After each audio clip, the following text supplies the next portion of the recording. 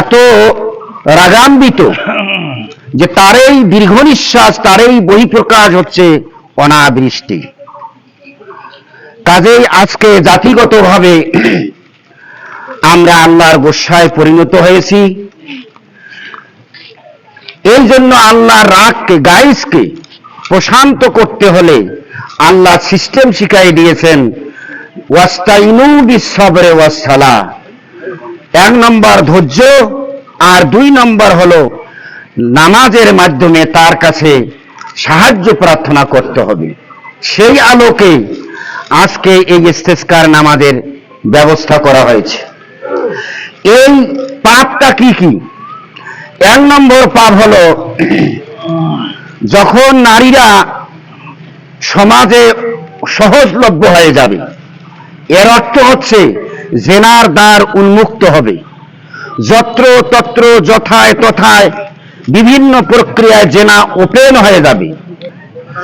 আজকে সবচেয়ে সস্তা হলো নারী। যেখানেই যান সেখানে নারী। যৌনাচার চতুর্দিকে সরে গেছে, আর আমরা মনে করছি এটা যেন গা সাহা হয়ে গেছে। আল্লাহ তাবারক তাআলা বলছেন, না তাকরাবুজ জিনা, তোমরা জেনার নিকটবর্তী হইও না।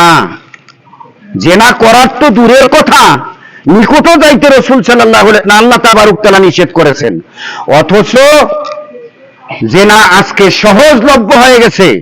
চোখের জেনা, হাতের জেনা, কানের জেনা, বিভিন্ন প্রকারের জেনা আজকে চতুর্দিকে ছড়িয়ে পড়েছে। আবার রাষ্ট্রীয়ভাবে এমন কৌশল অধিকারের নামে নারীদেরকে প্রমোট করে জেনার দরজাকে উন্মুক্ত করে আল্লাহর গোস্বাকে আমরা কি করেছি? বাড়ায় দিয়েছি।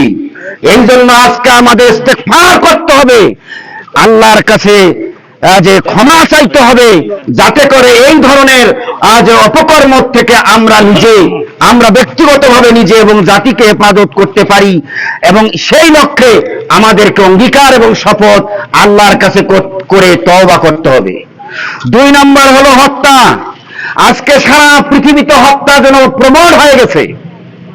ফিলিস্তিনের মুসলমানদেরকে দিন দুপুরে নানা রকম ভাবে হত্যা করা হচ্ছে। আমেরিকা, ব্রিটেন, ইউরোপিয়ান কান্ট্রি সমস্ত দেশগুলো যেন দেখছে আর হাসতেছে। আল্লাহ রাব্বুল আলামিন এই বনি আদমদের, নিরপরাধ বনি আদমকে হত্যা করার কারণে আজকে বিভিন্ন দেশে আমরা যেহেতু হাসছি, এই জন্য আল্লাহ তাবারক তাআলার গোস্বা আমাদের উপর নিপতিত হয়েছে। আমাদের দেশে হত্যাকে প্রমোট করা হয়েছে। হাজার হাজার আলেমদেরকে নির্যাতন করা হচ্ছে এবং হাজার হাজার বনি আদমকে বিনা বিচারে কি করা হয়েছে? হত্যার সম্মুখীন করা হয়েছে, হত্যাকে প্রমোট করা হয়েছে। এরপরে হলো ওজনে কম। আজকে ওজনে কম দেয় আমাদের স্ট্যাটাস। আমরা গজে কম দেই, লিটারে কম দেই, ওজনে কম দেই।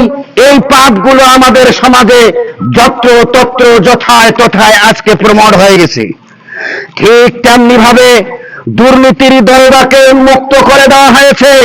দুর্নীতি আজ আইনে পরিণত হয়েছে, সুনীতিতে আজকে রূপান্তরিত হয়েছে। আর দুর্নীতির বিপক্ষে যে চেতনা, তার নাম হলো তাকওয়া। তাকওয়াকে নবী এবং রাসূলরা প্রমোট করেছেন, আর আমরা তাকওয়াকে প্রত্যাখ্যান করে দুর্নীতিকে প্রমোট করে গোটা সমাজে আল্লাহর গোস্বার উপর আমরা গোটা জাতিকে ঢেলে আজ ছেড়ে দিয়েছি। তাই আমি কথা বাড়াতে চাই না, যেহেতু অল্পক্ষণের মধ্যেই এই ধরনের হাজারো পাপ, যেগুলো পাপ তওবা ছাড়া আল্লাহ তাবারক তাআলা মাফ করেন না, হাজার হাজার পাপ আজকে সমাজে অহর্নিশ হচ্ছে।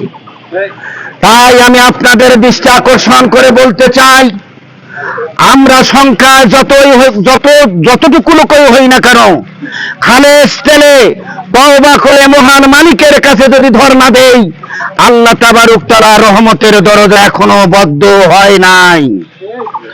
আল্লাহ তাবারক তাআলা তার রহমত দিয়ে এবং রহমতের বৃষ্টি দিয়ে আমাদের জনপদকে, বিশ্বের জনপদকে শান্ত করে দিতে পারেন, সিক্ত করে দিতে পারেন, এই তামান্না নিয়ে, এই আশাবাদ নিয়ে আমরা এখানে সমবেত হয়েছি।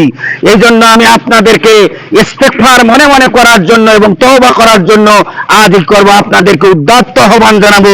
সেই সাথে ইস্তেসকার নামাজের মাধ্যমে আল্লাহর কাছে পানি চেয়ে, যেভাবে রাসূল চেয়েছেন আমরা পানি চেয়ে আমাদের দায়িত্ব আমরা কি করব, পেশ করব আল্লাহর কাছে। আমাদের চাওয়া পাওয়া আমরা আল্লাহর কাছে পেশ করব।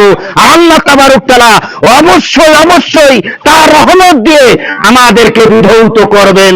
এতটুকু কথা বলেই আমি আমার বক্তব্য এখানেই শেষ করলাম। আসসালামু আলাইকুম ওয়া রাহমাতুল্লাহি ওয়া বারাকাতুহু। আদায় করুন।